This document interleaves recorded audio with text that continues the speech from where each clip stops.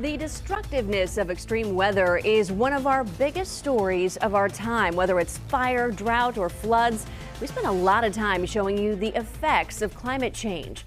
It's also important to talk about the causes, and starting tonight, that's what we'll do on a regular basis. What you're about to see will appear different, and it's going to take more time than usual because CBS 13 is making a commitment in our newscasts to understand climate change. And kicking off this journey of discovery is our guide, David Sector.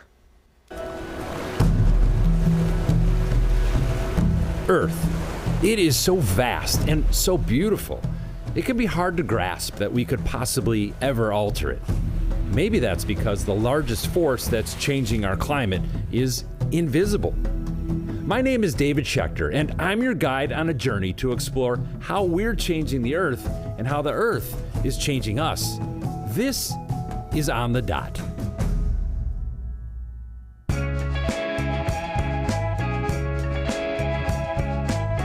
We're going to the Mauna Loa Observatory, and this is where the carbon dioxide readings come from. And I'm like, I gotta go see that place.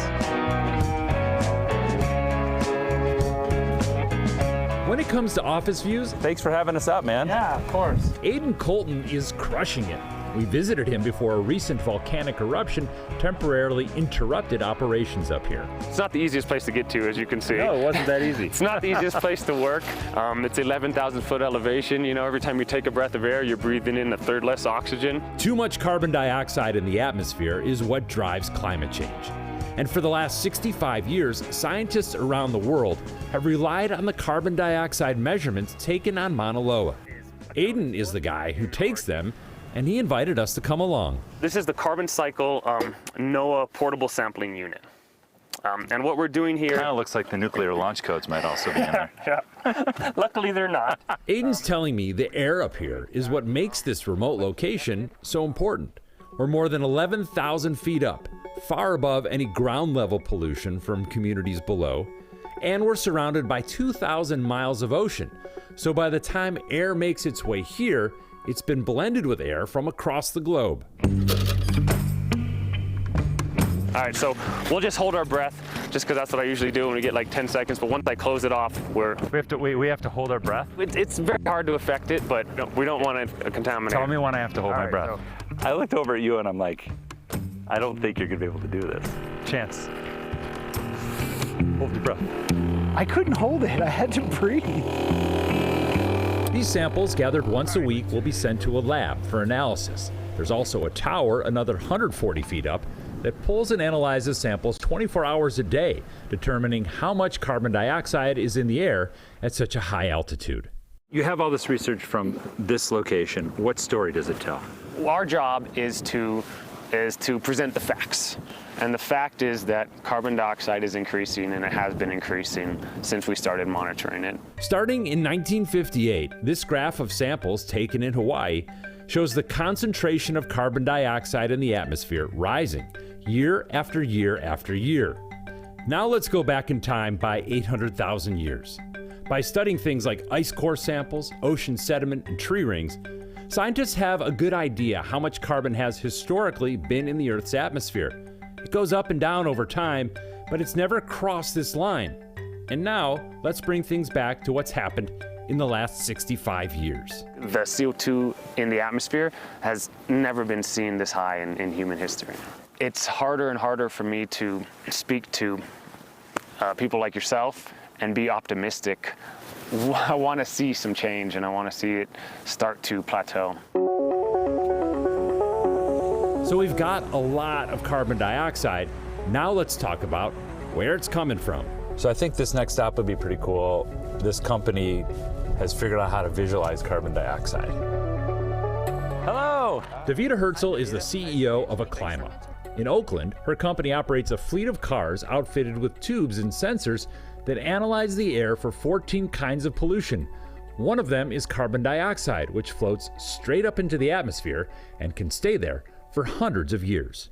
To deal with climate change, to deal with air pollution, you really have to understand where it's coming from, and you have to take local measurements to do that.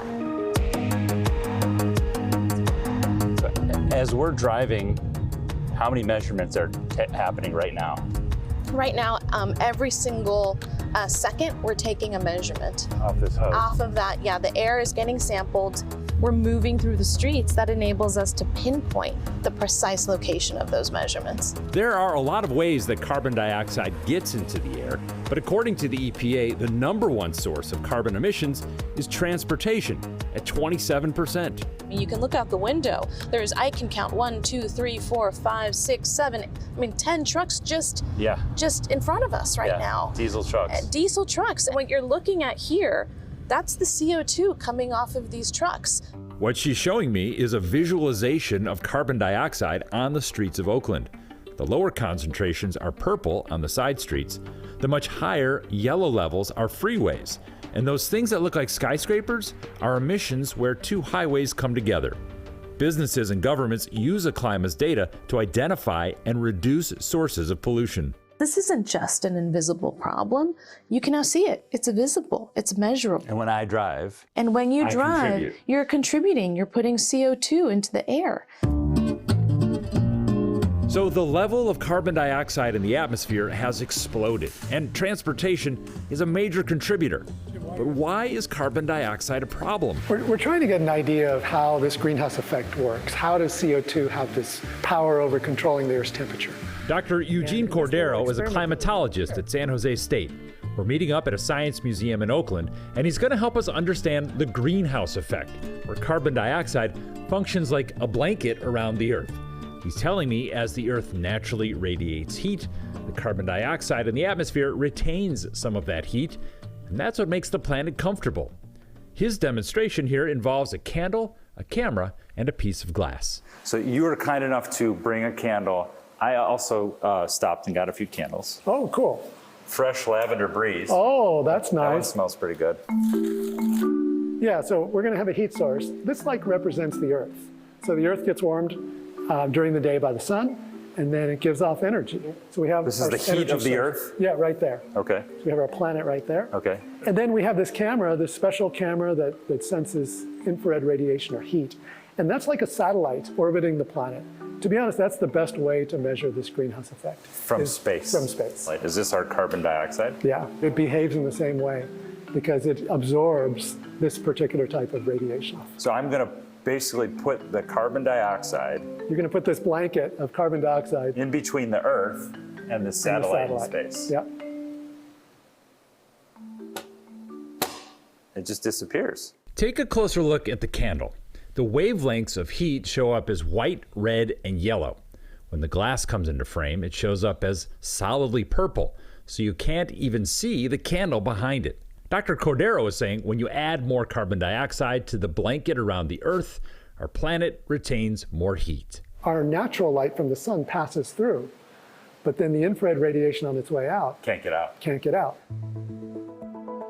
But now we have a lot more CO2 than we used to, and so our planet's temperature is going to go up. It's a great thermostat. Now let's take another look at that graph from Hawaii. This is the line that shows carbon in the atmosphere going up and up. Now add in global average temperatures. As the carbon dioxide rises, the temperature rises too. Dr. Cordero says a large body of research shows us that is what's driving extreme events like fires, floods, and drought. How long have we known that carbon dioxide can do something like this? Yeah, over 100 years. Over 100 years. Yeah, so that the CO2 and other greenhouse gases is the largest contribution to changing what our planet's like right now and making it warmer. There's other factors too, but carbon dioxide is the #1. How worried should I be about that piece of glass? I think this is our main social environmental challenge for humanity. When it comes to climate change, carbon dioxide is an invisible problem.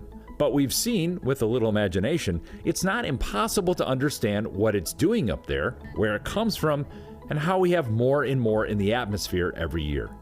Together, we're going to explore how changing the climate changes our world and what we can do about it. I'm David Schechter, on The Dot. So much more to come on this. If you would like to talk to David about tonight's story, you can send a tweet to @DavidSchechter or use the hashtag #OnTheDot.